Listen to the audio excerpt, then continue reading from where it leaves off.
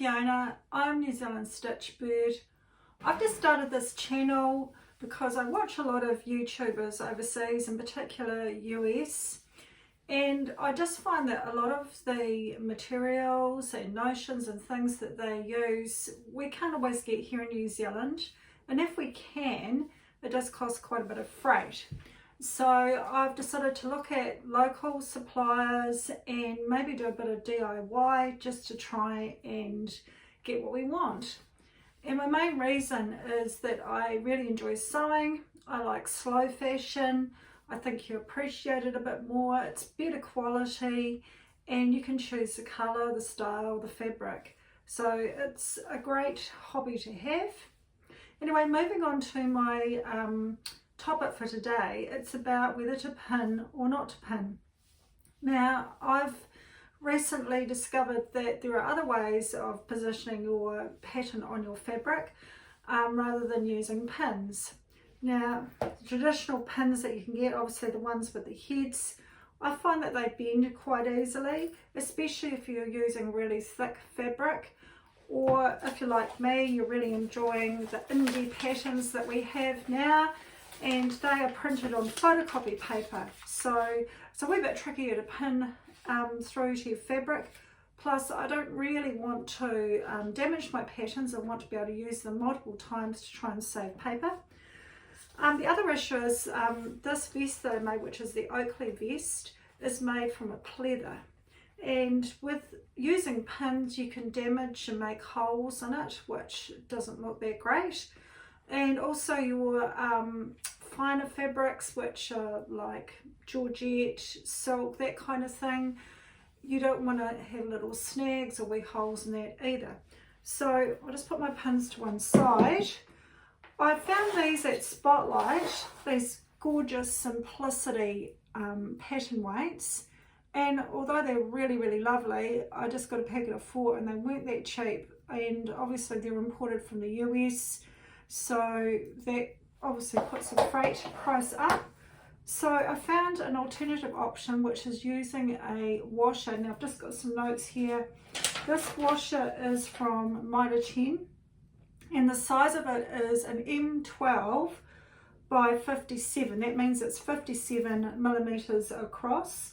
They're galvanized. If you want to buy them online, unfortunately you're going to buy a bulk lot. However, if you go into the store, you can buy them individually, and I think I've got about 15 of them on my little holder, and they're $1.33 each, so really affordable. Once you've got them forever. Now, I didn't particularly like the fact that they didn't have any covering on them, so on my ones, I have covered them both sides. I'll just put some out in front of me here, so I hope you can see them. Here we go. I'll just take one up to the camera so you can see. I've covered them both sides just to give them a little bit of interest and to jazz them up. Now the other thing I've made as well is this wee holder. Now this holder is just made from MDF. The square at the bottom is about 60 by 60 by 18 mils deep or high or thickness.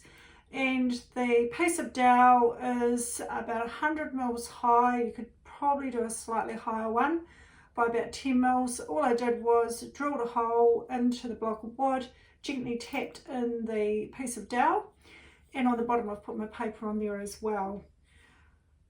So with that means that you can just store them on here, and it makes it much easier for transporting. If you're moving around your table, it's great. The other option is you could make a little fabric bag and put them in there if you didn't have the resources for this. And I might do a wee tutorial on the bag if anyone's interested. You can make them any size, and it's a great way to store any of your resources actually. Now, if you're using them, the great thing about it is they're really quick to use. When I'm doing a pattern, especially if one is a bit tight fit on the fabric I've got, I can move my pattern around really quickly rather than pinning it and having to unpin it again, which takes a lot of time. The other thing is you can use multiple ways of cutting it out. With the pattern, you can position it on with your pattern weights, and then you can either use a wheel and go around. Now notice this piece here is actually quite small, so what I do is I just put them down one side, and a couple of ways I do it is I either draw around it with a piece of chalk and then cut it out, or I just position them to one side, do one side, move them over and do the other side. And to be honest, most of the time I just use scissors for cutting out my fabric. I find it's quick and easy. And then when I finish, I just put them back on the little holder for storage.